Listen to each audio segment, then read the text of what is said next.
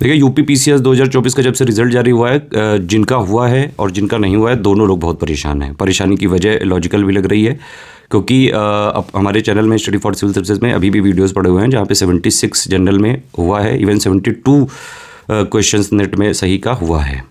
और ऐसे भी लोग हैं, स्टूडेंट्स हैं जो कह रहे हैं कि भाई मेरे 78 प्लस नहीं हुआ, मेरे 80 प्लस नहीं हुआ। तो ये क्यों हो रहा है? और देखिए सीसेट में तो कई सारे लोग फेल हुए होंगे, लेकिन जो स्टूडेंट की ये वाली डिमांड है कि भाई आप मॉडिफाई की जारी कर दीजिए, कट ऑफ जारी कर दीजिए, ये तो मतलब बिल्कुल लॉजिकल डिमांड है, बिल्कुल रैशनल डिमांड है। मुझे लगता है इस पर जिनका हुआ है, जिनका नहीं हुआ है, जिनको देना है ना, इनको सबको एग्री होना चाहिए। क्योंकि आयोग ने क्या किया, जब पेपर देने के बाद मतलब पेपर हो गया, उसके बाद उसने एक प्रोविजनल आंसर की निकाली। उसके बाद जो है उसने ये भी बोला आयोग ने कि भाई आपको कोई भी अगर ऑब्जेक्शन है किसी क्वेश्चन में, आप क्लेम करना चाहते हैं, आप उसके सोर्स भेजें, ठीक है। तो स्टूडेंट्स ने बाकायदा एफर्ट्स लगाया और सोर्स वगैरह ढूंढ ढाड़ के आयोग को भेजे। अब स्टूडेंट ने जब इतनी पूरी एक्सरसाइज की तो उनको ये जानने का अधिकार तो है कि सर फाइनली हुआ क्या, कितने क्वेश्चन जीएस से सीसेट से फाइनली कितने डिलीट हुए। एटलीस्ट मॉडिफाइड आंसर की आप जीएस की और सीसेट की दीजिए सर। आयोग के भी जो है अधिकारियों से मेरी अपील है कि ये आप प्लीज़ मानिए ये वाली स्टूडेंट की डिमांड, बिल्कुल लॉजिकल है ये। आप बताइए कोई भी इसमें अगर जो है तर्क है कि भाई ये नहीं जारी होनी चाहिए, कोई ऐसा जो है तर्क ही नहीं है इसका कि मॉडिफाइड आंसर की या रिवाइज्ड आंसर की तो जारी होनी ही चाहिए।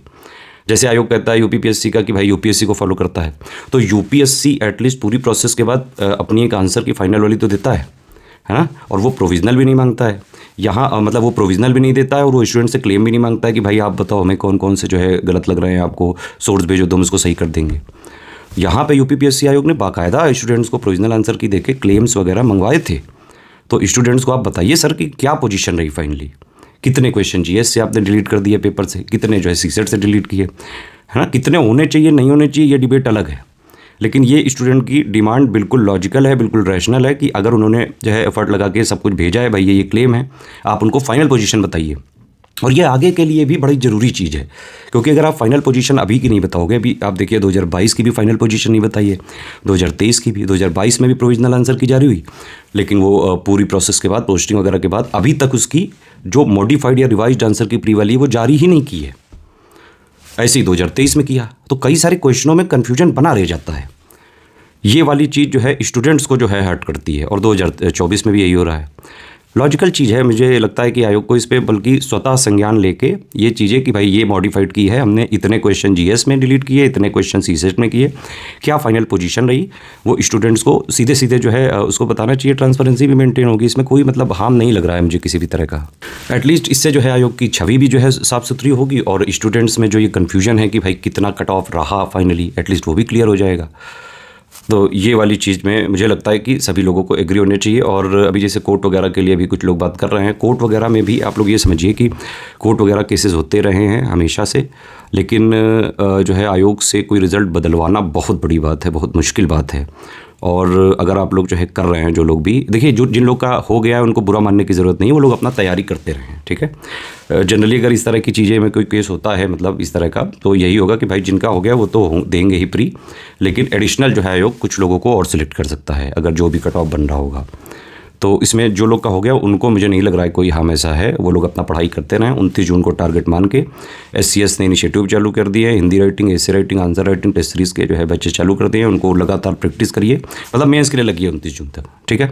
जिनका नहीं हुआ है वो कोर्ट को जा रहे हैं, तो मतलब ये कोई ऐसी बात नहीं कि स्टूडेंट के खिलाफ हो गए। लॉजिकल रैशनल अगर आप अपने पे ला के देखिए, आपके जो है अगर मान लो 82 होते और आपका नहीं हुआ होता तो आपको भी बुरा लग रहा होता। तो ये यहाँ पे स्टूडेंट्स को मतलब सेल्फिश के साथ साथ एक कम्युनिटी के लिए भी सोचने की ज़रूरत है। और अगर एक बार ये सिस्टम बन जाता है कि भाई अगर प्रोविजनल आंसर की जारी होती है, उसके बाद जो है आप मॉडिफाइड के बेसिस पे रिजल्ट जारी करते हैं, तो आपको एटलीस्ट मॉडिफाइड वाली की भी दे देनी चाहिए।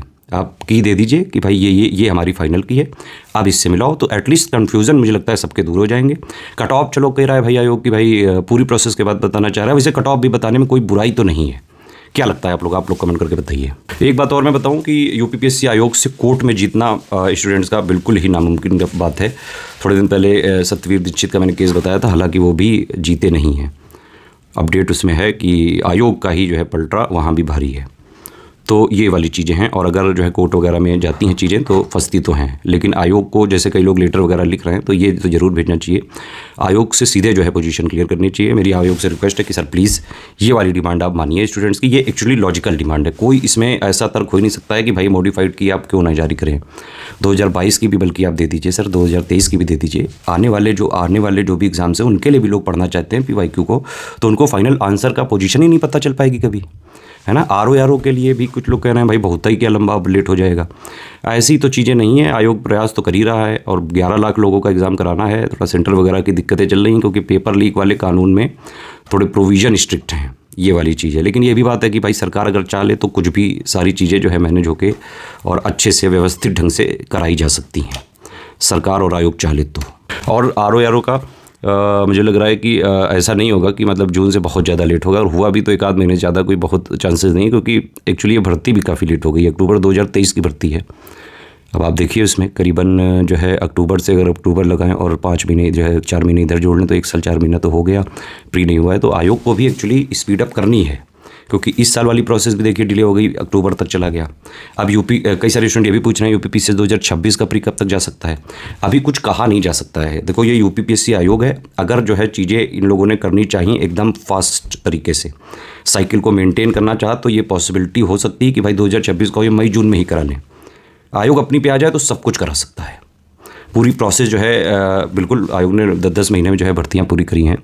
तो एग्ज़ाम को टाइम से कराने की तो प्रॉब्लम UPPSC आयोग की नहीं रही है। बाकी जो भी आपके विवाद वगैरह हैं, ट्रांसपेरेंसी वाला है और वो बाकी चीज़ें कट ऑफ वगैरह, मॉडिफाइड की वाला और एज रिलैक्सेशन वाला भी, बहुत सारे इश्यूज़ जो हैं वो बिल्कुल जेन्युइन है।